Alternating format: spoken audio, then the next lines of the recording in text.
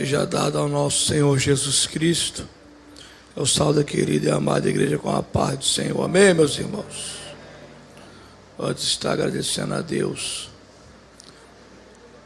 e a todos pela oportunidade de estar nesta noite, neste culto abençoado, eu quero convidar a amada igreja a abrir vossas Bíblias na segunda epístola que o apóstolo Paulo escreve ao jovem Timóteo. O texto é conhecido, capítulo 4, versículo 7 e o versículo 8. Segunda epístola de Paulo a Timóteo, capítulo 4, versículo 7 e o versículo.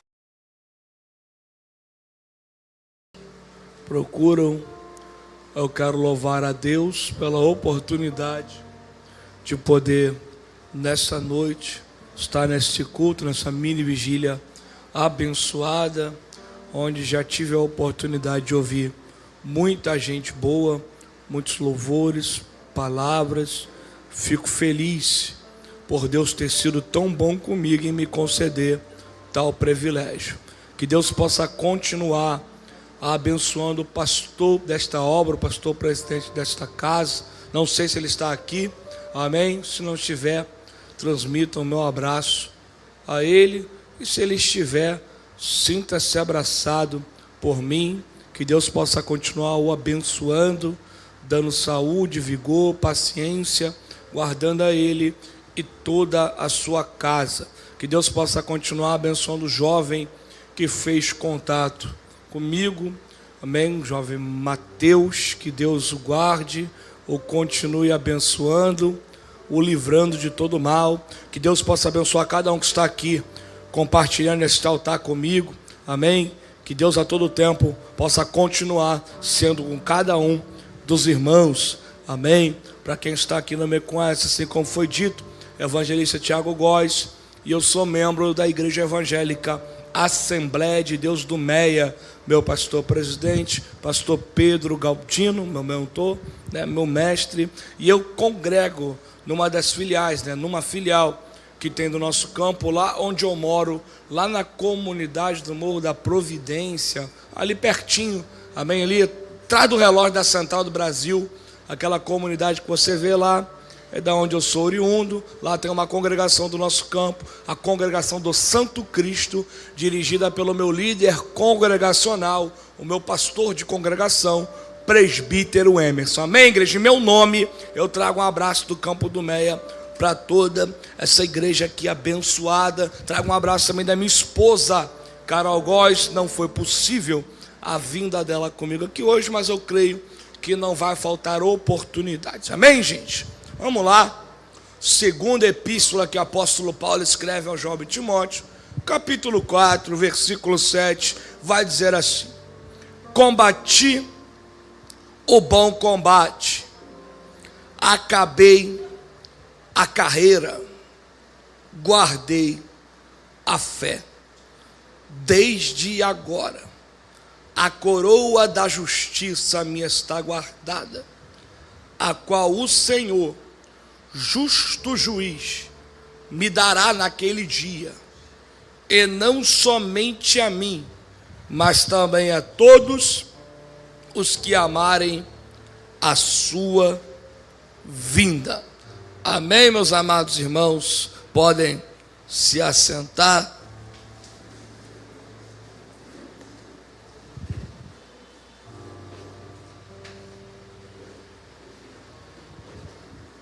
Meus amados irmãos, nós estamos diante aqui de um texto que é de grande conhecimento da igreja.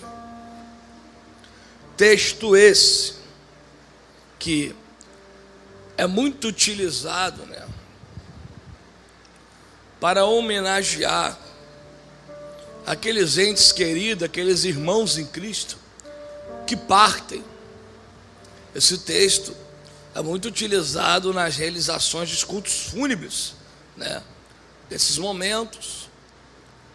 Esse texto, assim como, por exemplo, também Eclesiastes capítulo 7, versículo 2, ou João, capítulo 11, versículo 25, são textos que são muito usados para essas ocasiões específicas.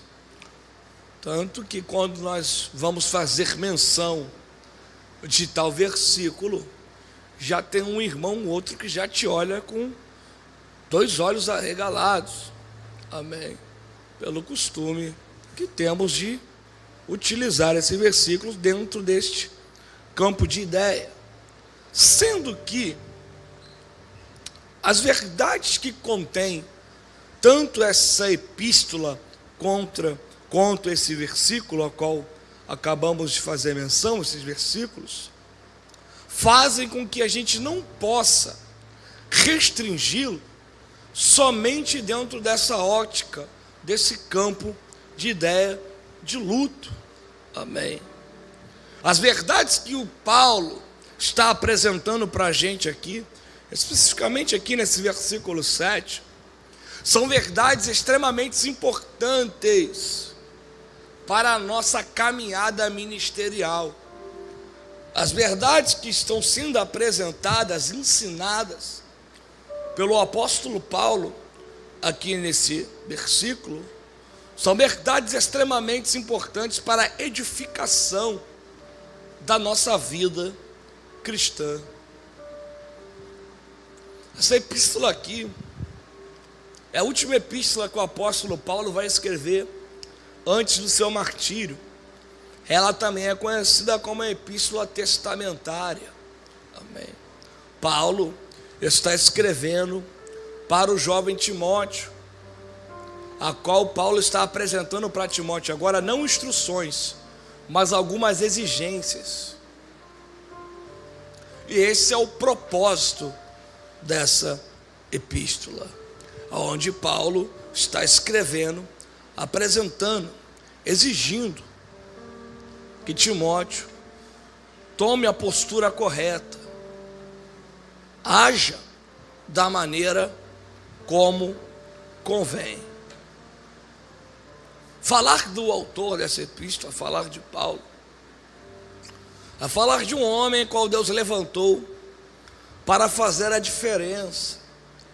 Mas ao olharmos para o começo da vida de Paulo, registrado, aquilo que está registrado na Bíblia, era difícil imaginar que Paulo se tornaria, ou que Deus tornaria Paulo naquilo que Deus o tornou, o maior apóstolo que a Bíblia Sagrada nos apresenta. Paulo, quando aparece pela primeira vez nas narrativas da Bíblia, é um homem desprovido de sentimentos, é um homem sem comoção nenhuma, é um homem capaz de ver alguém inocente ser apedrejado na sua frente, cair praticamente aos seus pés, e ele não esboça nenhum sentimento a favor dessa pessoa que foi assassinada a sangue frio. Eu estou falando de Atos capítulo 7, narrativa registrada por Lucas, quando Paulo vai presenciar a morte de um dos obreiros mais formidáveis que a Bíblia Sagrada me apresenta, diácono Estevão. Eu amo a vida deste homem, porque Estevão me traz alguns ensinos de suma importância. Primeira coisa, Estevão me ensina que eu não preciso aparecer muito para ensinar grandes verdades. Apareceu num capítulo já foi o suficiente. Outra coisa que Estevão me ensina e me apresenta são as 3 marcas de um obreiro aprovado. Estevão só pregava sobre as Escrituras, só falava de Cristo e era cheio do Espírito Santo. As 3 marcas de um obreiro aprovado. Mas sendo que quem está ouvindo Estevão pregar não está nem aí para o conteúdo da sua mensagem. Até porque na mente daquele povo Estevão estava louco, pregando sobre alguém que na mente deles estava morto, havia ficado morto, mas Estevão está dizendo, está vivo e é filho de Deus. Logo, Estevão vai ser acusado de blasfêmia. E aquele povo vai já sentenciar Estevão à morte. E é nesse momento que Paulo aparece pela primeira vez na Bíblia. E ele vai permitir a morte de Estevão, mesmo que o texto não relate que Paulo falou nada. Mas temos que lembrar que a Judeia, ela é regida por leis. E duas leis específicas regem todo o sistema social e político da Judeia. Primeiramente, a lei dos judeus. Ninguém poderia ser condenado à morte sem passar pelo Sinédrio, sem ser julgado pelo Sinédrio. Segundo, a Judeia estava sendo subjugada por Roma. Então, para que se pudesse aplicar uma pena de tamanha importância, teria que se ter o aval do procurador-geral. Repare que o texto não apresenta nenhum nem outro, mas Estevão vai ser condenado à morte. Porque Paulo tinha autorização, tinha autoridade para tal ação. É por isso que antes de Estevão ser morto, o texto relata que as vestes de Estevão foram tiradas e jogadas aos pés de Paulo. Algo que para mim e para você não significa nada, é algo de suma relevância para o contexto judaico. Se eu tiro as minhas vestes e jogo aos pés do pastor, dentro da cultura judaica eu estou dizendo que a minha vida está debaixo da autoridade dele. Por exemplo, vou dar um exemplo para você rápido. Em 2 Reis capítulo 9, quando o moço do profeta Eliseu vai até Jeú, a mando de Eliseu, para levantar Jeú como novo rei do Reino do Norte, repare que quando o moço chega lá, o moço do profeta chega lá, tira Jeú do meio dos seus homens e diz: tu é o novo rei. Derrama uma toalha de azeite sobre ele e diz: tu é o novo rei do Reino do Norte. Quando ele volta para o meio dos seus homens, o texto diz em 2 Reis capítulo 9, versículo 13, pode acompanhar, quando ele diz que é o novo rei, aqueles homens tiram as suas vestes e jogam aos pés de Jeú, dizendo: Jeú reina, se tu vai para a guerra, a nossa vida está debaixo da tua direção, nós iremos também. Paulo achou, já voltando para o contexto de Paulo e Estevão, Paulo achou que a morte de Estevão em praça pública pararia o crescimento da igreja. Só que ele vai quebrar a cara. Porque Estevão foi uma semente que Deus plantou para que a igreja crescesse mais ainda. Estevão morre em Atos 7, quando entra em Atos 8, o que não era comum acontecer, agora vai acontecer. Judeu pisar em Samaria. E não só vai pisar, vai ter pregação da palavra e ainda vai ter avivamento em Samaria. Irmãos, quando Paulo fica sabendo disso, Paulo agora está com ódio. O texto diz em Atos capítulo 9, versículo 1, e respirando a ameaça de morte. Paulo estava com ódio, Paulo queria matar. Paulo, ele relata a condição dele naquele momento, quando Paulo está diante do tribuno em Jerusalém, em Atos capítulo 22, versículo 4 e 5, ele mesmo dando testemunho, ele vai dizer: e eu, e todo o conselho de anciões, são testemunhas, que com cartas do sumo sacerdote, eu fui até Damasco, para perseguir crianças, homens, mulheres, para trazerem manietados ou presos até Jerusalém, para que fossem castigados. Só que nesse caminho agora de Jerusalém até Damasco, Jesus faz questão de mostrar a sua soberania. Porque Paulo parte o valentão de Jerusalém, o leão feroz, mas do meio do caminho para Damasco, alguém mais valente do que ele vai entrar no seu caminho. Um leão mais feroz do que ele vai entrar no caminho dele. O leão da tribo de Judá. E é interessante, porque Deus só faz isso, Cristo só faz questão de fazer isso, para poder ensinar para mim e para você que o controle da história está na palma das suas mãos. Porque o que ele vai dar para Paulo, Jesus poderia ter dado para um dos 12.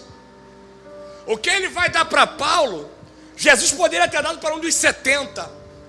O que ele vai dar para Paulo, ele poderia ter dado para um dos 500, ou mais de 500, melhor dizendo, que o viram ressurreto. Mas aí ele faz questão de pegar um, que era de fora, que não acreditava, que perseguia, que queria prender, que queria matar, só para poder mostrar que toda a história pertence a ele. E a última palavra não vem da terra, a última palavra vem do céu. Porque alguém que um dia carregou palavra de morte, Deus agora iria fazer carregar palavra de vida. Alguém que um dia queria prender, agora carregaria a palavra de libertação. Alguém que oprimia, agora traria uma palavra de refrigério e consolo. Jesus vai mudar a vida de Paulo. Depois que ele tem esse encontro com Cristo, Paulo é regenerado, justificado, santificado, e agora vai nascer o maior apóstolo que a história bíblica apresenta para a gente. Paulo, biblicamente registrado aqui, realizou 3 viagens missionárias. Que coisa linda! Por onde Paulo passou, Paulo ganhou almas. Por onde Paulo passou, Paulo pregou de Cristo, aquele que mudou a sua vida. Primeira viagem missionária ao lado de Barnabé foi um sucesso. Paulo passou por Chipre, Seleucia, Panfia, passou por toda a Ásia Menor, levantando igrejas em Derbe, Icônio, Listra, Antioquia de Pisídia. Na sua segunda viagem missionária, seu companheiro vai mudar, agora vai entrar Silas na história. E juntamente com Silas, Paulo agora vai para a Macedônia. Na Macedônia, Paulo vai pregar em Filipos, Bereia, em Tessalônica, em Atenas. Passa por Acaia, estabelecendo igrejas em Corinto, Éfeso. Que maravilha! Na terceira viagem missionária agora, preste atenção, Paulo agora vai confirmar o evangelho por toda a Macedônia. E quando ele volta agora, passa pela Ásia Menor, ele agora vai começar uma viagem rumo a Éfeso. E quando Paulo agora chega a Éfeso, texto esse relatado por Lucas em Atos 20, repare que Paulo agora está em Éfeso, e ele está discursando para os anciões de Éfeso, que eram seus amigos. Em Éfeso, Paulo não foi só líder, ele criou um vínculo de amizade ali muito grande. Só que o tom de discurso de Paulo agora é um tom de despedida.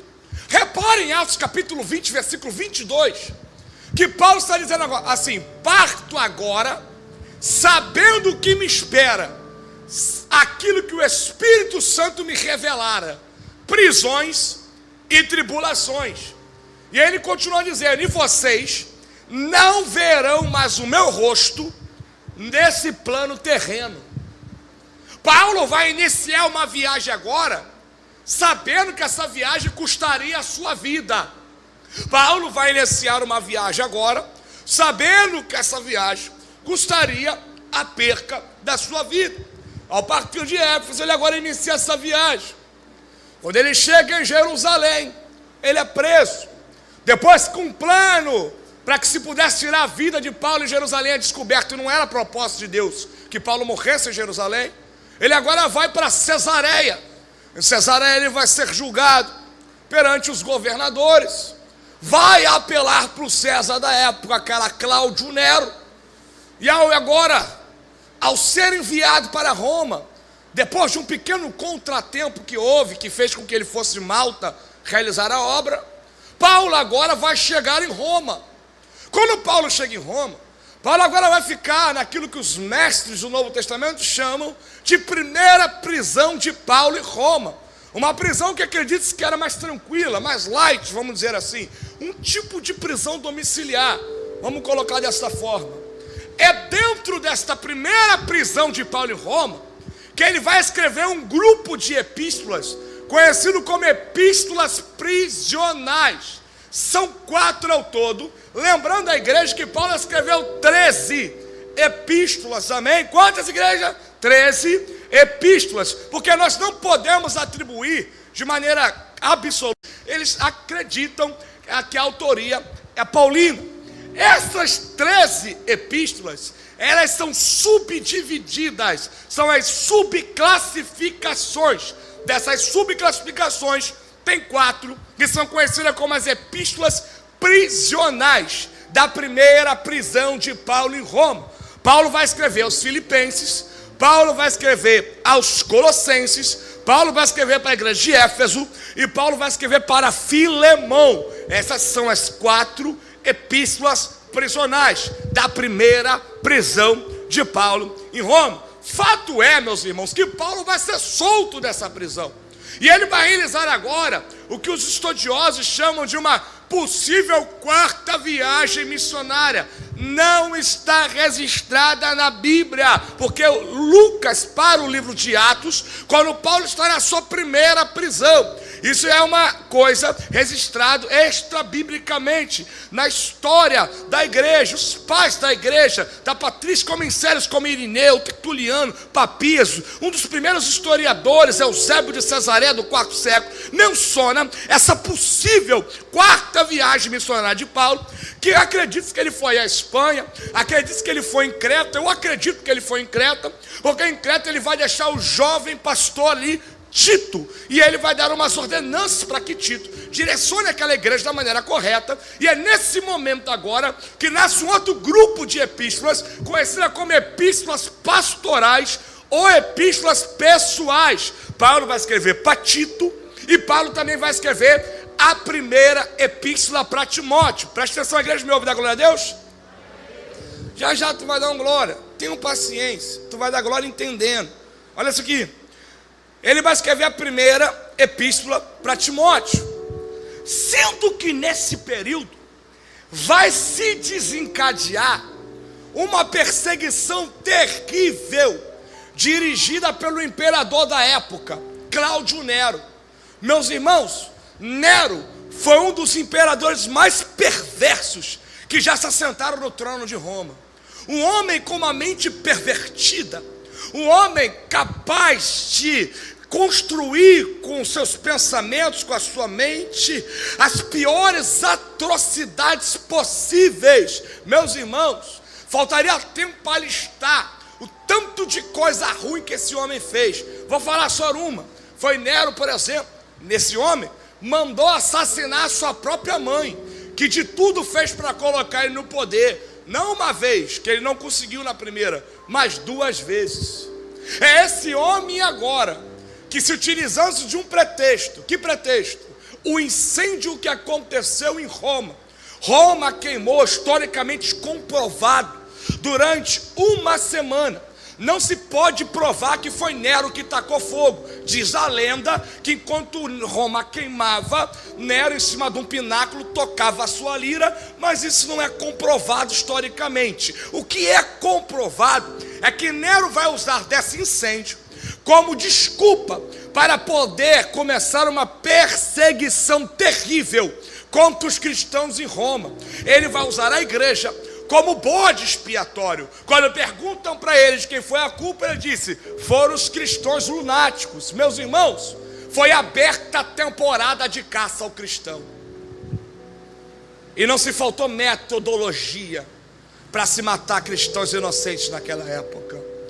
Cristãos aos montes eram transpassados por lança, enforcados, escalpelados, presos num poste, piche era jogado em cima, fogo era ateado. Eles serviam como luminárias vivas humanas para iluminar as vias de Roma ou enfeitar os jardins de Nero. Tu acha que era brincadeira ser crente naquela época? Cristãos aos montes eram jogados nas arenas para serem devorados pelas feras selvagens ou mortos pelos gladiadores. Cristãos aos montes eram crucificados. E por que tu está dizendo isso, pregador? Porque é a mando desse tirano que 2 lideranças da igreja daquela época vão ser mortas. A primeira, no ano de 64, depois de Cristo, é o apóstolo Pedro. Pedro agora está preso a mando de Nero, e a sentença capital saiu: crucificação. Um um dos motivos para Nero ter surtado foi a sentença de Pedro, sabia? Os pais da igreja deixam isso relatado para a gente, que quando a sentença chegou até Pedro, crucificação, ele mandou um recado para Nero: crucificado não. Quando Nero vai pensar que Pedro está com medo, a carta tem uma continuação. Pedro vai dizer: igual ao meu Jesus, eu não mereço morrer. Então faz o seguinte: se eu estou indo para o céu, bota meu pé na direção para onde eu estou indo. Pedro pediu para inverter a cruz, é coisa de doido. Nero ficou pilhado, porque ele não entendia. Agora, com ódio, ele vai mandar que outro líder da igreja seja aprisionado. Paulo agora novamente vai ser preso, agora a mando de Nero. Paulo agora está numa prisão em Roma de segurança máxima, a qual dali não se sai mais para a liberdade, só para que a pena capital seja executada. Como Paulo tinha cidadania romana, nenhuma das atrocidades que Roma costumava fazer com seus prisioneiros, que não tinha cidadania romana, não poderia acontecer. A única forma de se matar alguém com cidadania romana naquela época era a decapitação. A sentença sai. Paulo agora é condenado à morte. Mas vamos pegar a primeira verdade dessa noite, que o Espírito Santo trouxe ao meu coração. Mergulha comigo aqui. Mas venhamos e convenhamos, uma coisa que não tinha poder para arrancar a paz de Paulo era a morte. Uma coisa que não tinha o poder para arrancar o equilíbrio de Paulo era a morte. Uma coisa que não tinha o poder para arrancar a paz de Paulo era a morte. Paulo não tinha medo de morrer. Me mostra. Paulo está na primeira prisão, e a qualquer momento a sua sentença poderia sair. Tem uma igreja em Filipos preocupada com Paulo e mandando muita oferta. Paulo agora vai escrever uma epístola para poder agradecer. Epístola aos Filipenses. No capítulo 1, a partir do versículo 20, ele começa dizendo: o nome do meu Jesus será glorificado tanto na minha vida quanto na minha morte. Versículo 21, porque para mim o viver é Cristo e o morrer é ganho. Ele continua no 22, se o viver na carne, ele diz, nesse corpo, gerar benefícios para o meu ministério, frutos para o reino, eu já não sei o que eu devo escolher, porque a minha expectativa é grande para encontrar com o meu Senhor Jesus Cristo o mais rápido possível. Uma coisa que Paulo não tinha medo era da morte. Uma coisa que não podia abalar Paulo era a morte. Então Tiago Góes, se a morte não tinha o poder de agoniar Paulo, o que teria? Vamos para a Bíblia? 2 Coríntios, capítulo 11, a partir do versículo 24. Paulo agora vai escrever para responder um grupinho de pseudo-crente que tinha dentro de Corinto, que queria questionar a autoridade de Paulo. Tinha um grupinho dentro de Corinto que dizia: se Paulo pode mandar, a gente também pode. Se Paulo tem autoridade, a gente também tem, porque se Paulo fez, a gente fez também. Aí Paulo vai apresentar o currículo dele para esse grupinho de crente. A partir do versículo 24 ele vai dizer: vocês fizeram? Então tá bom, então lá vai. Pelo nome de Cristo, sofri 5 quarentenas de açoite menos uma. Pelo nome de Cristo, fui fustigado com vara 3 vezes, apedrejado e dado como morto. Vocês fizeram? Então também naufrágio? Passei por 3. Fiquei à deriva no abismo, 1 noite e 1 dia. Perigo de morte? Passei entre os meus, entre os gentios. Passei no deserto, nos rios, nos mares. Passei noites em claro, frio, nudez, fome, abandono. Mas Paulo vai revelar para mim no versículo 28, você que está anotando, de 2 Coríntios 11, a única coisa capaz de roubar a sua paz, a única coisa capaz de agoniá-lo, ele vai dizer assim: porém, a única coisa que me consome é o zelo pela obra de Deus. A única coisa que me consome é o zelo pela obra de Deus. A única coisa que perturbava a mente de Paulo era a continuação da obra da forma correta, porque Paulo sabia que o seu tempo havia chegado, mas a obra não pararia com a sua morte, a obra teria que continuar. Paulo sabia, oh aleluia, que o seu tempo tinha chegado, mas a obra teria que continuar. E a única preocupação de Paulo é o cuidado com o qual a obra seguiria, da maneira correta, da maneira perfeita. Meus irmãos, Deus, sabendo da única coisa capaz de tirar a paz de Paulo, Deus, sabendo, oh aleluia, da única coisa capaz de perturbar Paulo, de arrancar o equilíbrio de Paulo, Deus vai preparar para Paulo a providência que a sua alma necessitava para aquele momento, há 17 anos antes do dia ruim chegar. De Paulo está escrevendo essa escrita, Paulo já conheceria a providência, oh aleluia, que o sustentaria no dia mais difícil da sua vida. Pregador, não está entendendo? Tudo bem, eu te explico. Chegou a hora de eu falar do destinatário, o jovem Timóteo. Paulo está escrevendo essa carta no ano de 67 depois de Cristo, mas Paulo conhece Timóteo há 17 anos antes, no ano 50, o aleluia. Deus já tinha apresentado para Paulo a providência que o sustentaria, que supriria a maior necessidade da sua alma no dia mais difícil da sua vida. Eu estou pregando para alguém hoje que vai ter que engolir essa verdade.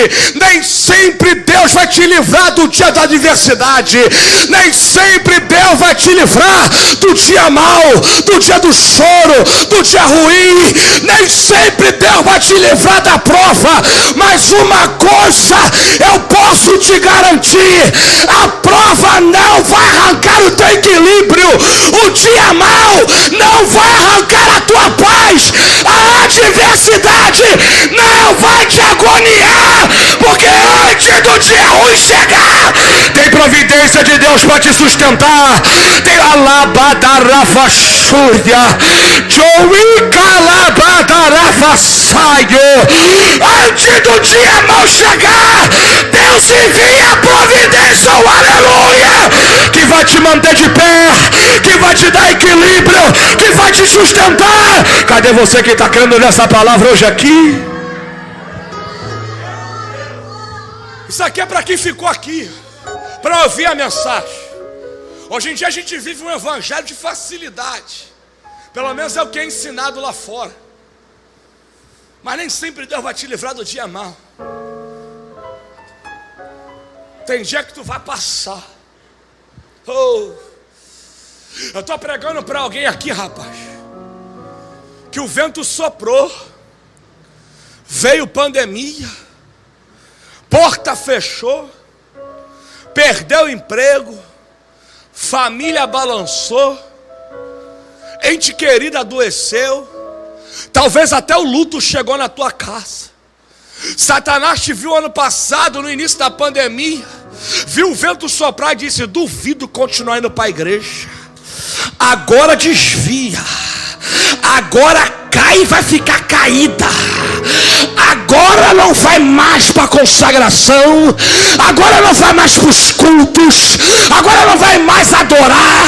Satanás viu o vento soprar, viu a porta fechar, talvez até a escassez chegar, mas ele quebrou a cara, porque tu se machucou, tu chorou, tu perdeu, mas tu não desviou, tu continua de pé. Alguém disse: não entra 2021 crente, mas olha você aqui, já estamos quase na metade metade do ano e você continua adorando, você continua buscando, você, tá doendo, mas você não para de adorar, machucou, mas você não para de buscar, porque antes do dia mal chegar, tinha a providência de Deus para te sustentar, tinha a providência de Deus para te manter de pé. O inimigo achou que o momento ruim ia te desequilibrar, só que ele quebrou a cara. Ele achou que o momento ruim ia te angustiar. Irmão, isso aqui é mensagem para edificar a tua fé, não é para mexer com o teu emocional não, irmão. Quer uma verdade? Alguém diz aí fora que crente não passa por tribulação. Crente passando por tribulação é crente em pecado. Eu falei, irmão, eu queria saber que tipo de Bíblia esses camaradas lê.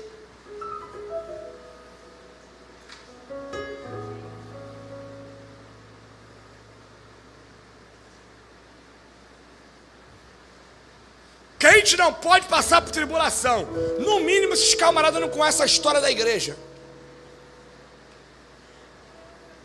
Tu acha que a igreja cresceu no meio desse oba-oba, rapaz? A igreja cresceu em meio aos prantos e choro. Famílias inteiras eram jogadas nas arenas. Famílias inteiras, pastor, eram amarradas e queimadas vivas pelo nome de Cristo. Para alguém vir falar para mim que evangelho é oba-oba, que evangelho é só vitória, um jargão diabólico, é só vitória. Eu queria ver a sua vitória quando o Tiago estava perdendo a sua cabeça à mão de Herodes.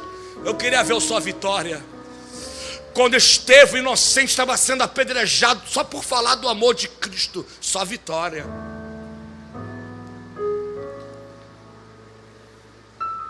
Eu queria ver a sua vitória depois de inúmeras tentativas de se tentar matar João. Domiciano disse: eu não posso te matar, eu te isolo. Jogou ele numa ilha deserta, prisional, terrível, Patmos. Só vitória, né, pastor? Só vitória. Enquanto lá fora alguém diz só vitória, Jesus me diz na Bíblia, João 16:33, no mundo tereis aflições.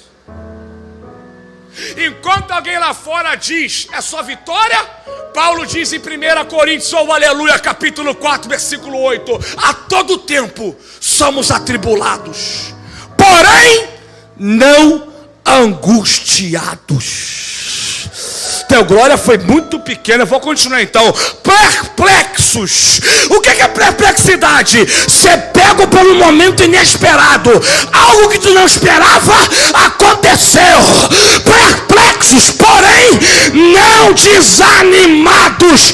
Perseguidos, porém não desamparados. Abatidos, porém não destruídos.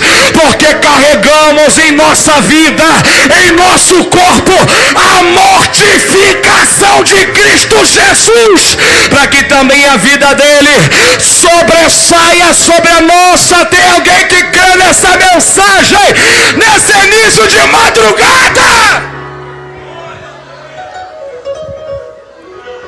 Eu estou pregando para alguém que precisa entender. É no meio da dificuldade que você vai provar da paz que Paulo provou. Sabe que paz é essa? Filipenses capítulo 4, versículo 7. A paz que excede todo entendimento. É uma paz que ela não depende de acontecimentos exteriores, porque ela é produzida dentro de mim por aquilo que vem do céu para a minha vida. É um fruto. Paz que excede todo entendimento.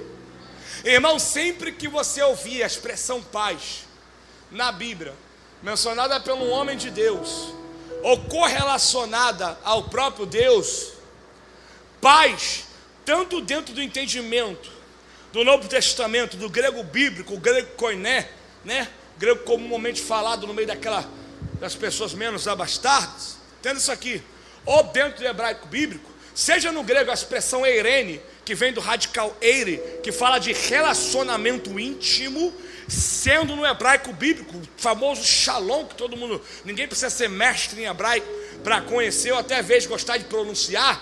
Shalom, a gente fala com a dicção um som fechado. Shalom, fala de um som fechado. Fala de algo fechado, porque está falando de um relacionamento onde não há brecha, está falando de uma aliança. Então sempre que a expressão a um homem de Deus, ou a Deus, a um homem de Deus, fala de relacionamento íntimo, fala de relacionamento fechado. Satanás achou que a adversidade ia gerar brecha no relacionamento que você tem com Deus, para ele poder entrar, mas ele quebrou a cara, porque foi no meio da adversidade que a tua intimidade com o Senhor aumentou, foi no meio da prova, oh, aleluia, que você provou aquilo que a Bíblia escreveu para a gente. O que, pregador? Romanos capítulo 5, versículo 3. O doido do Paulo vai dizer assim: devemos se gloriar nas tribulações. Só entende isso quem vive, pastor. Que quem lê fala, Paulo é maluco. Eu vou dar glória na prova? Eu vou dar glória na mesa de banquete. Eu vou dar glória passeando na Disney. Eu vou dar glória na prova? Duvido. Mas ele está dizendo, devemos se gloriar nas nossas tribulações, porque a tribulação produz paciência. A paciência produz experiência. A experiência produz a esperança, a qual está na nossa vida, através do Espírito de Deus, que não nos deixa confundido.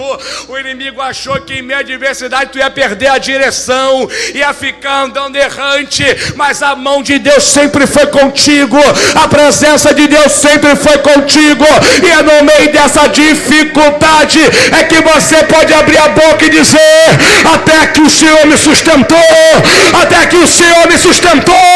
Tem alguém que está recebendo essa mensagem, tem alguém que tinha tudo para ter desistido, tinha tudo para ter desviado, tinha tudo para ter abandonado, mas você está hoje aqui, podendo levantar tua mão para agradecer e falar: Senhor, obrigado, porque até que o Senhor me ajudou. Deus está dizendo, tem providência. Tem providência. Não se assuste com as dificuldades. Dificuldade, só passa quem vive. Entre existir e viver é uma diferença. Eu posso existir trancado dentro do meu quarto, mas para viver eu vou ter que sair. Pegou isso aqui?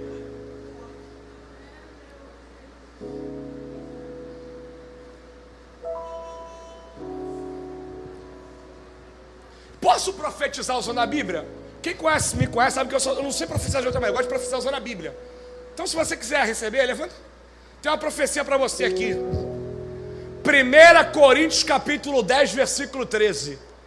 Não veio tentação sobre vós, senão humana, mas fiel é o Senhor, que não vos deixa ser provados além do que possais suportar, e junto com a provação tem o escape. Tem o escape. Tem alguém que está recebendo essa mensagem aqui? Sabe qual é o problema? É que a gente olha muito para a provação. O nosso mal, eu não vou mergulhar nesse negócio aqui. Você gosta de Bíblia? Então vem comigo aqui. O nosso mal é que a gente olha muito para a provação e acaba não percebendo o escape. Olha só, olha aqui.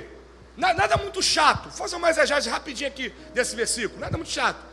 A expressão escape vem de uma palavra grega associada a pequenas passagens em grandes montanhas. Está pegando aqui? Está ouvindo, igreja?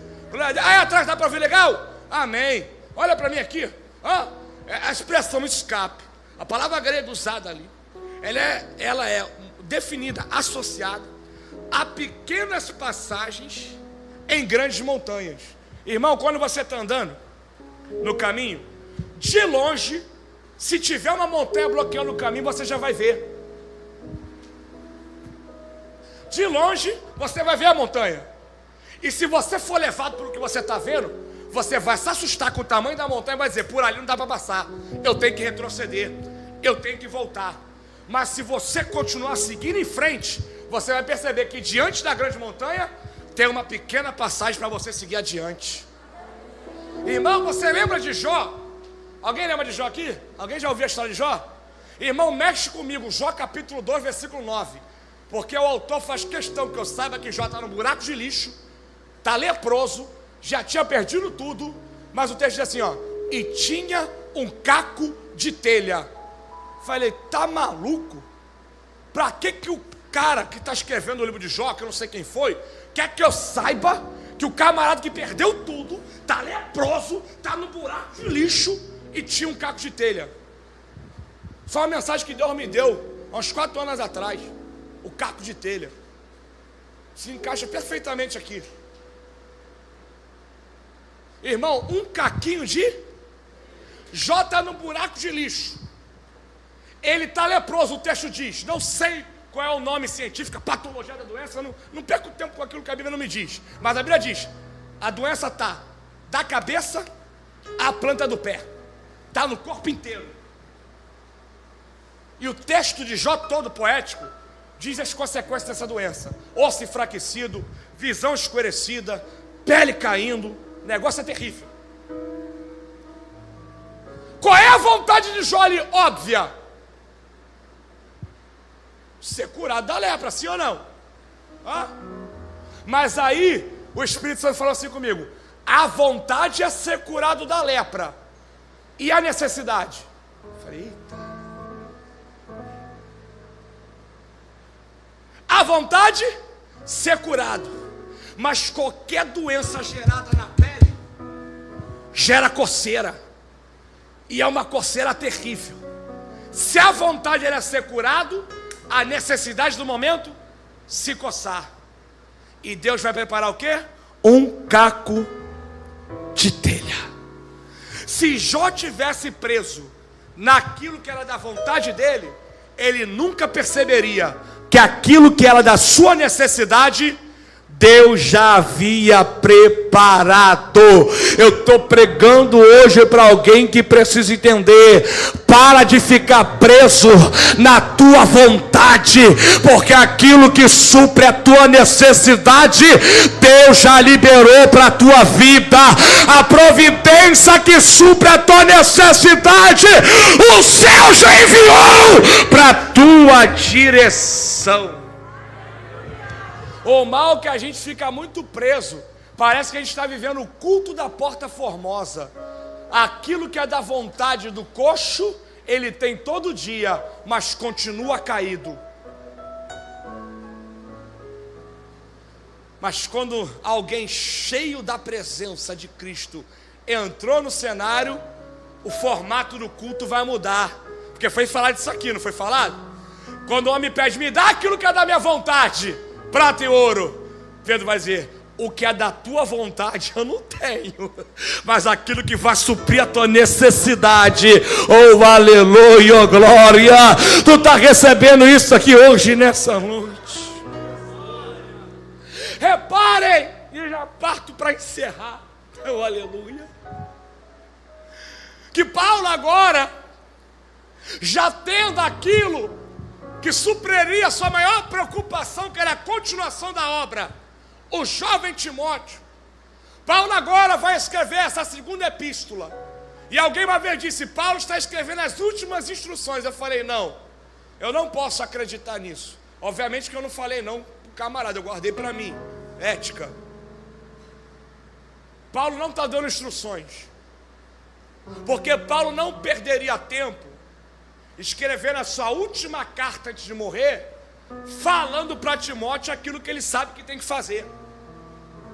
Timóteo não é nenhum novo convertido não, gente. Não é nenhum neófito não. Timóteo já tem 17 anos de ministério. E Paulo diz, tu foi gerado no joelho da tua mãe e da tua avó. Camarada já tem 17 anos de experiência. O que Paulo está escrevendo aqui são exigências. Porque instruções, você pode optar por fazer ou não fazer. Mas aquilo que é exigido é um padrão estabelecido. É dessa forma, pronto e acabou. Paulo vai exigir agora que Timóteo cumpra conforme tudo que ele aprendeu. E é por isso que Timóteo diz assim, ó. Por isso que Paulo diz assim, ó. 2 Timóteo capítulo 2, versículo 1. E tu, meu filho, fortifica-te na graça do nosso Senhor Jesus Cristo. Porque Paulo entendia que todo aquele que foi alcançado pela graça, ele agora pode dar a resposta de vida que agrada a Deus. Todo aquele que foi alcançado pela graça, ele pode dar uma resposta de vida que agrada a... Porque tu é bom no que faz? Não. Porque Jesus foi impecável naquilo que ele fez. Todo aquele que foi alcançado por Cristo, ele agora pode ter um padrão de vida que agrada ao Senhor. Oh, aleluia. Então Paulo está exigendo que Timóteo tenha a postura necessária, porque grande seria a responsabilidade. Tanto que o que ele vai dizer, o que ele vai exigir para Timóteo, em 2 Timóteo capítulo 2, versículo 15, ele vai dizer assim, ó: procura-te apresentar-te diante de... Reparou? Se fosse diante de homens, eu poderia me apresentar de qualquer jeito, porque a minha aparência pode te mostrar uma coisa, mas meu coração pode ser outro. Mas diante de Deus, se a consciência não estiver pura, tu não chega nem perto. Olha o conselho aí, procura apresentar diante de quem? É muito fácil se apresentar diante de homens. Homens estão presos a momento. Momento revela aparência, aparência revela momento. Mas Deus está preocupado com a minha conduta, porque a minha conduta revela a minha vida, e a minha vida revela a minha conduta. Não adianta ter aparência de pregador se a conduta for de adúltero. Não adianta ter aparência de profeta se a vida for de mentiroso. Não, rapaz, deixa até isso para outro dia.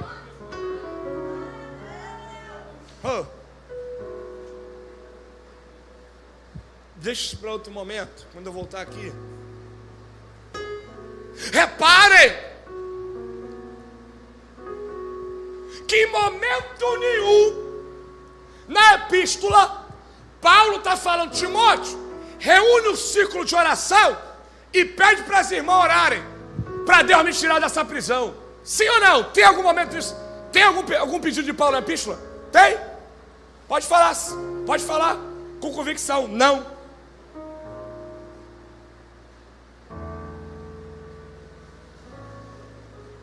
Paulo queria que Timóteo entendesse o tamanho da responsabilidade que estava sobre a sua vida, porque não era comum um jovem de idade, mas com experiência no ministério, ser líder de igreja.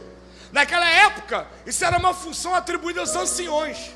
É da expressão grega que define anciões que nasce a palavra presbítero, que era o maior cargo eclesiástico naquela época, do padrão da liturgia da igreja primitiva. Falar de presbítero era a mesma coisa que falar de pastor ou bispo. Depois dos apóstolos, aqueles que andaram com Cristo, ouviram Cristo ressurreto, era o maior cargo. E o jovem Timóteo agora seria líder da igreja em Éfeso. Pastor, sabe quem está vivo lá ainda? João. Olha a responsabilidade do jovem Timóteo. E querendo que Timóteo entenda o tamanho da responsabilidade que está sobre a vida dele, Paulo, que sempre pensou mais à frente, quando você estuda as epístolas, você percebe que Paulo tinha o costume de perguntar e ele mesmo respondia, né? Chamamos isso na hermenêutica bíblica de diatribe, né? Paulo, ele perguntava, ele mesmo respondia. Então Paulo, ele pensava à frente, já pensando que Timóteo poderia questionar, dizendo: o porquê de tanta preocupação? Deus vai tirar ele daquela prisão. É nesse momento que Paulo tira o seu olhar de sobre Timóteo e traz para sobre si. Porque se Timóteo perguntasse: Paulo, o porquê de tanta preocupação? Paulo responde dizendo: porque eu já estou sendo oferecido por aspersão de sacrifício, e o tempo da minha partida está próximo. Mas Timóteo, avisa para todo mundo que essa carta possa ser lida em todas as congregações, e que todos os irmãos de fé meu saibam: combati o bom combate. encerrei a carreira, mas a fé é a mesma.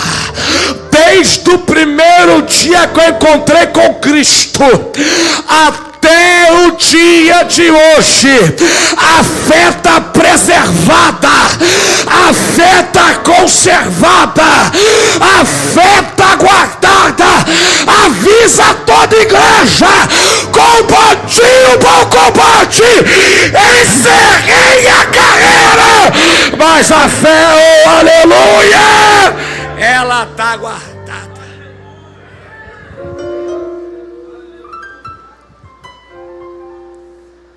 Tu pode dar glória? Eu tenho uma verdade para você em cima desse texto aqui. O Espírito Santo, mediante a sua enorme bondade, me apresentou algo aqui nesse texto. Quem conhece o evangelista Tiago Góes, se não me conhecia, está me conhecendo hoje. Eu não sou o cara da mega revelação. Eu vou te falar o que tu nunca ouviu. Sou incapaz, não tenho essa capacidade de dizer isso. Eu vou te contar uma novidade. Não, eu vou pregar para você o que está escrito aqui. E é bem claro: combati o bom combate, acabei a... Eu preciso de vocês, igreja. Sem vocês eu não consigo. Combati, acabei, de novo, para tu pegar. Combati, acabei. Aí o Espírito Santo falou assim para mim: pastor, avisa, aonde eu mandar tu pregar essa mensagem, não inverta a ordem das ações. Vou repetir: não inverta a ordem das ações. Tem muita gente encerrando a carreira sem primeiro combater o bom combate.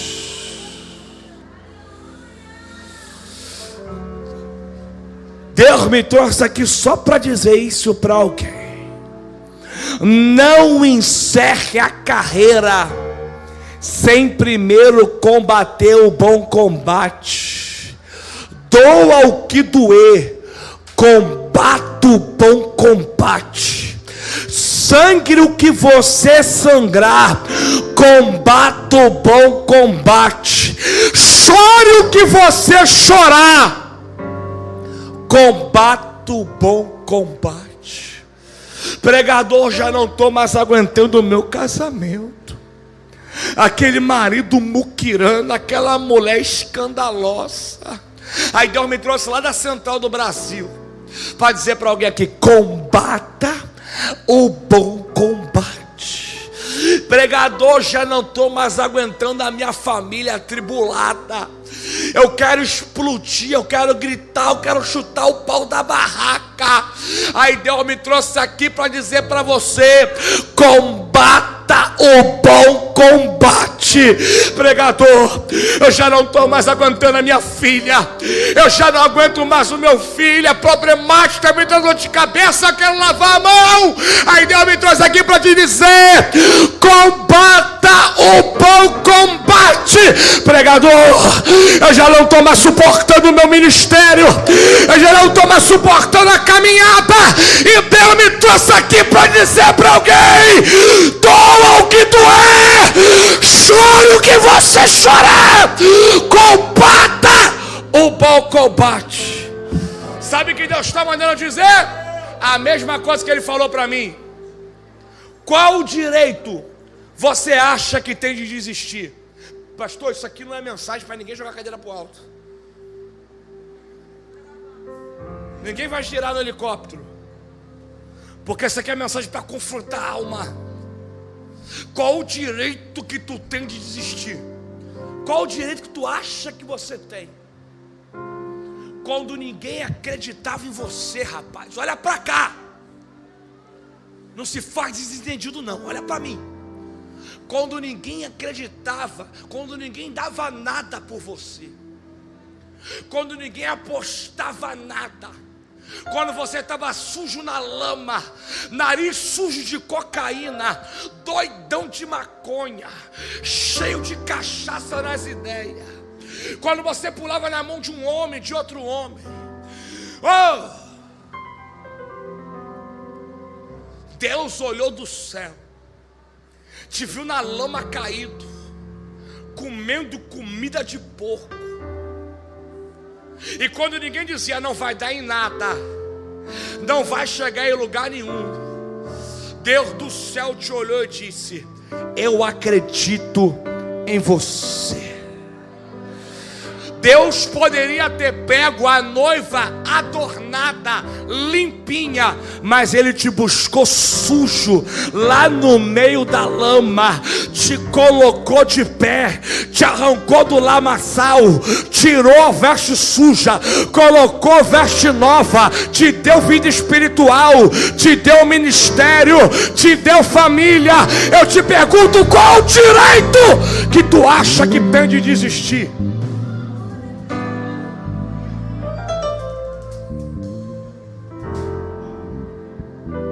É natural, olha para cá, pastor, é natural o homem confiar em Deus. É natural, que é isso, pregador? Está intrínseco no homem. A Bíblia diz que todos, crente ou não, foram feitos à imagem e semelhança de Deus. Quando a onça vai beber água, né? Quando a chapa esquenta, até ateu, no automático diz: ai meu Deus! É ou não é? Site. É natural o homem confiar em Deus, mas é sobrenatural Deus, que é transcendente, além de tudo que é fora, e também é emanente. Ele é tudo. Ele é onipresente, Criador da eternidade, Criador da misericórdia. É sobrenatural um Deus como esse, incomparável e único, confiar em alguém falho, como somos nós, como sou eu. Ele não precisa de mim para nada, mas ele diz: decidi confiar em você. Ele não precisa da gente para nada, mas ele diz: decidi confiar em você. Então lá vai, você que quer receber, receba. Eclesiastes capítulo 9, versículo 10. Tudo que Deus, se fosse uma chave descendo do céu, tu já tinha levantado as duas mãos, né? Se eu falasse, está descendo porta de ouro, tu já tinha levantado as duas mãos. Mas vai descer profecia bíblica para você hoje aqui. Eclesiastes 9:10. Se você quiser receber, é contigo mesmo. Tudo que Deus colocar na tua mão para fazer, faça enquanto houver vida, porque para a sepultura onde nós vamos não tem ciência, não tem sabedoria, mas enquanto houver vida, aleluia! Cadê você que está entendendo isso aqui hoje? Combata o bom combate. Tudo que o inimigo quer que você retroceda. 2 minutos acaba isso aqui. Tudo que o inimigo quer que você o que? Retrô? Irmãos, olha para mim, pelo amor de Deus. Paulo e até Jesus, ou melhor, Jesus e até Paulo, melhor colocar corretamente, Jesus em Mateus 24, Paulo nas suas epístolas, até mesmo escrevendo para Timóteo, ele já dizia que o maior mal dos últimos tempos seria a apostasia. Alguém me ouve da glória a Deus? O que é apostasia? É alguém que abnegou da fé, estava no caminho, mas retrocedeu. Tudo que o inimigo quer é que você retroceda. Eu estou pregando para alguém hoje aqui, é que o inimigo queria te prender com o teu passado. Você está me ouvindo? Aí Deus está mandando dizer para alguém: filha, meu filho, O que passou, passou. Tu não tem poder mais para fazer nada com aquilo que passou. Tu não tem máquina do tempo para voltar lá atrás. A chance de tu fazer a diferença está no presente. Então para de ficar olhando para trás. Eu vou pregar para você o que Jesus pregou. Lucas 17:32. Lembrai-vos da mulher de Ló. Olha a pregação de Cristo. O que esse infeliz tem para me ensinar? Quando ela teve a chance de ganhar a liberdade, ganhar a vida, seguir em frente, ela fez o quê? Ela fez o quê? Irmão, eu estou pregando para uma igreja que ama a Bíblia. O que ela fez? O quê? E o que aconteceu? Estátua anda. Pau! Olhar para trás paralisa a minha caminhada para frente. Então recebe essa profecia aqui, Filipenses capítulo 3, versículo 14. Esquecendo-me das coisas que ficaram para trás, a igreja, vocês, prosseguimos adiante. Cadê você que pode adorar? Cadê você que pode adorar? Aleluia! Aleluia! Tem renovo de Deus hoje, tem presença. Tu não vai parar, tu não vai parar. Seguiremos adiante. Combate o bom combate. Combate o bom combate, pastor. Posso botar a igreja de pé, pastor? Tem autorização do senhor? Pastor, me dê autorização. Com permissão pastoral.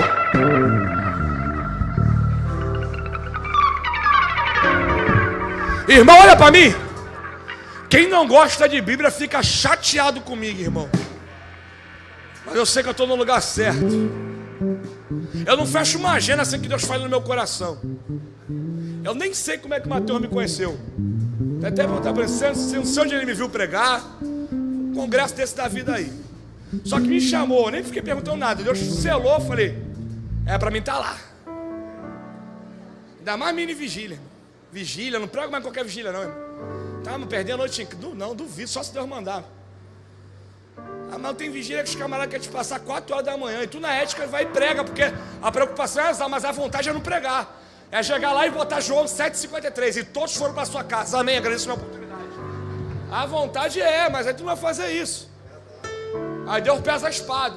Que às vezes ali uma alma ali deixou de ser ganha, porque teu ego gritou.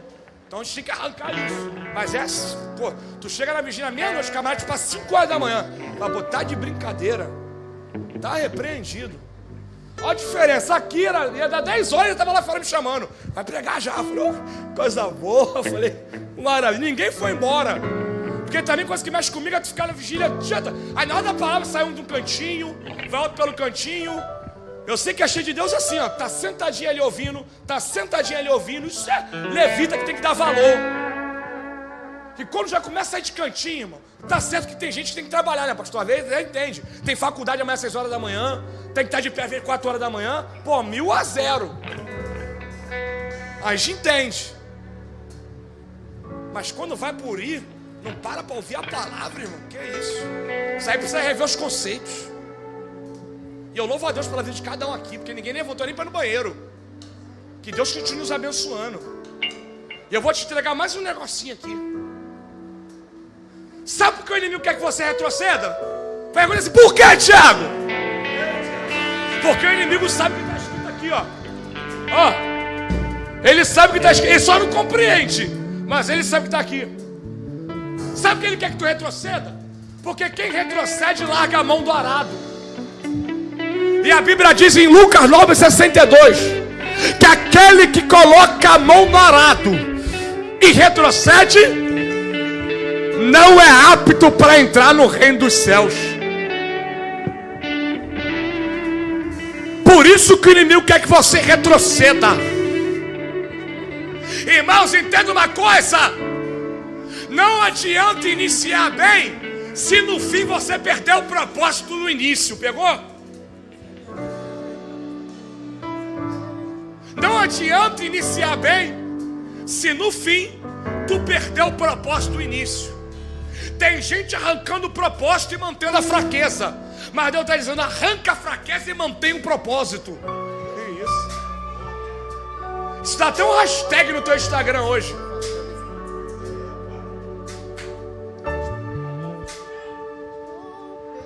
Deus colocou um propósito na tua mão, e esse é o arado que tu segura. E Deus está dizendo: não solte. Aí o Espírito Santo me revelou isso aqui, ó. Olha aqui, pastor. Olha só. O Espírito Santo é maravilhoso, pastor. Ele faz te dar uma voadas na Bíblia. Tu acha um negócio e fala: meu Deus do céu. Aí Deus fala assim comigo. Olha o que Deus falou comigo. Ele me levou lá em 2 Samuel 23. Aí ele me apresentou um dos valentes de Davi, Eleazar, filho de Dodó. O que tem esse camarada, Tiago? 2 Samuel capítulo 23, versículo 10. A Bíblia diz que esse homem matou tanto filisteu, foi tanto sangue que foi derramado, que a espada ficou grudada na mão dele. Quando o Espírito Santo falou isso comigo, eu peguei na hora. Falei: peguei. Eu que não sou bobo, escrevi para não esquecer. Se o sangue de homens comuns,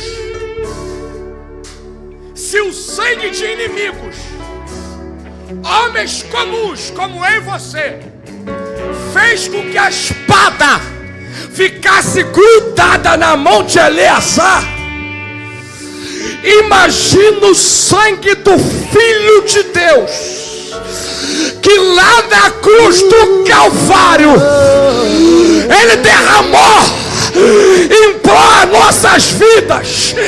Eu estou pregando para alguém que precisa entender: o arado está grudado na tua mão pelo sangue do Cordeiro que está sobre a tua vida. Alabadarafa Shúria, Joey Calababadarafa Saido. O propósito está entranhado na tua vida, porque o sangue de Cristo. Cadê você? Cadê você que está sentindo essa presença na casa? Cadê a lababadarafa Shúria?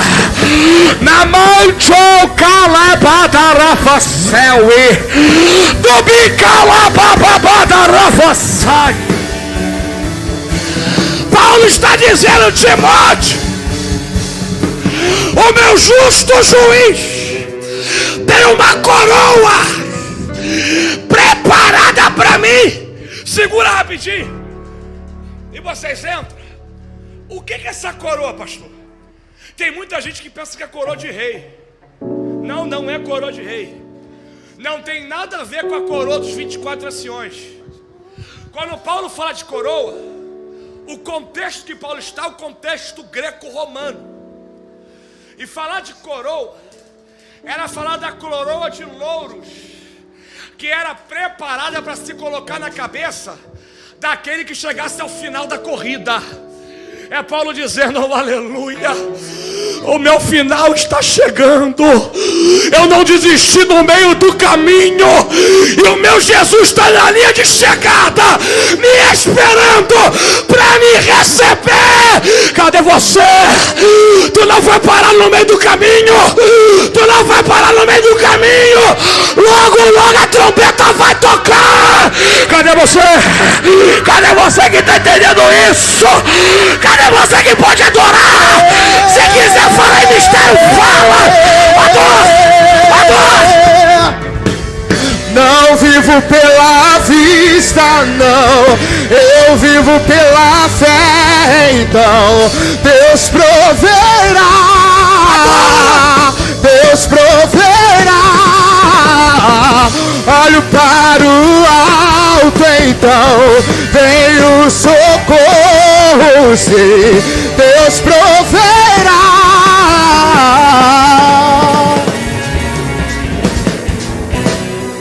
Eu posso até estar aflito, mas nunca derrotado. Eu posso até chorar, eu posso até sofrer, mas o amanhã virá e minha fé será recompensada. cansada e o meu Deus não falha.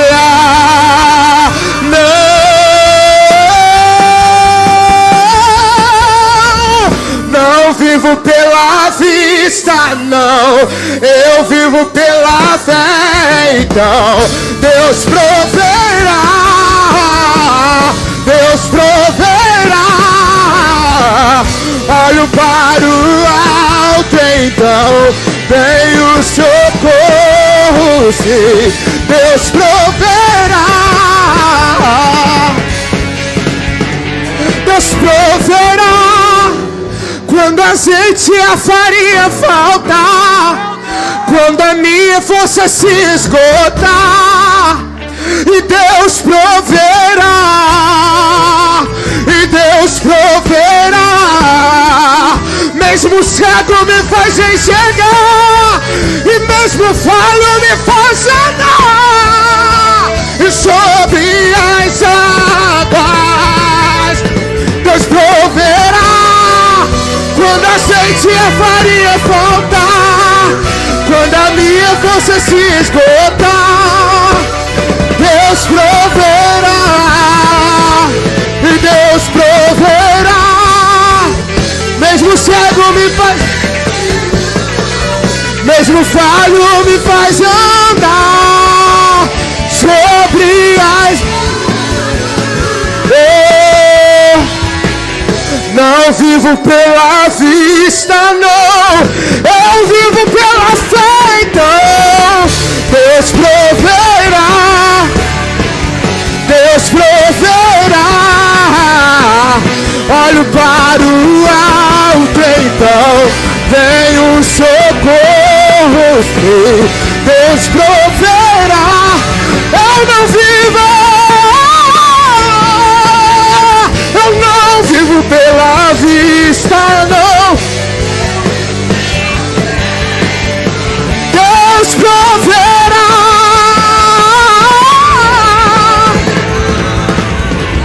Olho para o alto, então vem o socorro, sim, Deus proverá, Deus proverá. Oh, aleluia. Ele proverá, eu sei, eu sei, eu sei. Deus proverá. Quando a azeite e a farinha faltar, quando as minhas forças se esgotar,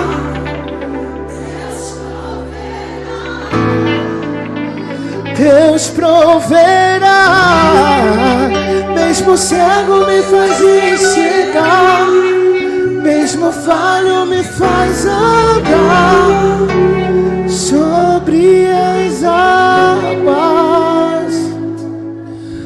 Debaixo desse louvor maravilhoso, essa palavra, tem alguém hoje aqui dentro dessa casa, essa mini vigília, que precisa se reconciliar com Jesus? Irmãos, essa mensagem falou contigo de uma forma particular. Irmão, eu vou te dar 1 minuto. Você ouviu aqui mais de 1 hora de mensagem, fora os louvores e as palavras que me antecederam. Então o convite está mais do que feito. Chega! O inimigo tem apostado alto para te tirar da igreja, para te matar nas tuas fraquezas, para você largar o propósito. Mas neste altar hoje, tu vai largar a fraqueza e vai manter o propósito. Tu vai combater o bom combate. Esse arado tu não larga. Retroceder você não retrocede. Pra cocaína tu não volta.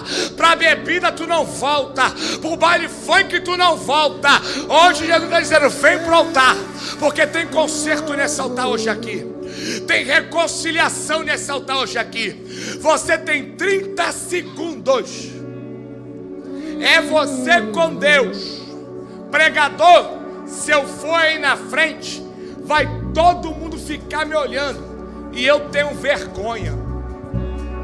Irmãos, quem está aqui dentro te olhando, quando a trombeta tocar, não vai ter poder para te levar para o céu.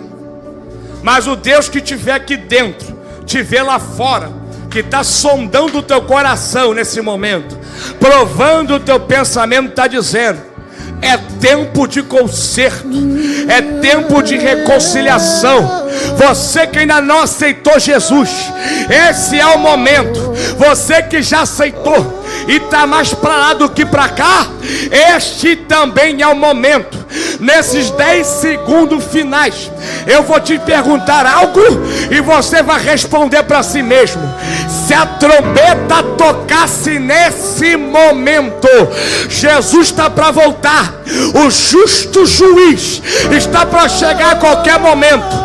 A minha pergunta é: para onde tu iria? Aonde seria o teu destino? Céu ou inferno? Tiago, eu estou em dúvida. O quê? Não brinca com salvação, rapaz. Pode vir para o altar. Alguém acha que é vergonha, mas sabe o que a Bíblia diz? Jesus vai dizer em Mateus 10:32: aquele que me confessa diante dos homens, eu os confessarei diante do meu Pai. É Bíblia. Olha aqui, pastor. Deus sabe por que Ele mandou pregar essa mensagem. Deus sabe por que Ele mandou pregar. Tem alma sendo tratada aqui no altar, e tem mais gente para vir para cá, hein? Deus está dizendo: a tua alma está queimando agora, teu coração está apertando. Tu está pensando que está tendo um princípio de infarto, né? Não, é o Espírito Santo que está te atraindo para o concerto, que está te chamando para o altar. Hoje tem reconciliação, hoje tem renovo, hoje tem tratamento. Alababadaravassúria Namancho Calababadaravasseli Soi Calababadarabia Tubidecantaravassúria. Tu é vaso na mão do oleiro. Tu é vaso na mão do oleiro. Aí o diabo diz: já se quebrou tantas vezes, por que não joga fora? Aí Deus diz: porque ele é vaso escolhido meu. Ele é valabadaravassúria. Há um renovo, há um tratamento no Senhor hoje contigo aqui nesse altar. Oh, aleluia. A mão de Deus está sobre a vida de cada um que está aqui. Há uma ação do Espírito Santo aqui hoje. Há uma ação. Ele passeia aqui, ó, desde o ministério de louvor a todo esse altar, a toda a nave da igreja. Há uma ação sobrenatural do Espírito.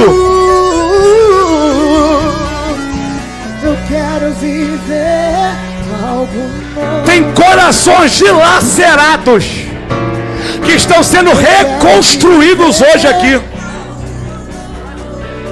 Pastor, uma ação do Espírito Santo. Oh, aleluia. Oh, aleluia. Há um avivamento aqui, pastor. Deus está falando assim: há um reavivamento hoje aqui nessa noite. Há um reavivamento aqui no altar hoje aqui nessa noite. O Espírito Santo está abraçando vocês que estão aqui. E é um consolo. Hoje Jesus está mandando dizer para vocês: toda vergonha Ele está arrancando de sobre a vida de vocês. Há uma justificação de Cristo hoje sendo confirmada. Ao louvor, quero viver. É isso que Deus tem para vocês. Eu quero viver algo novo. E faz meu coração arder de novo, fazendo todo medo desaparecer.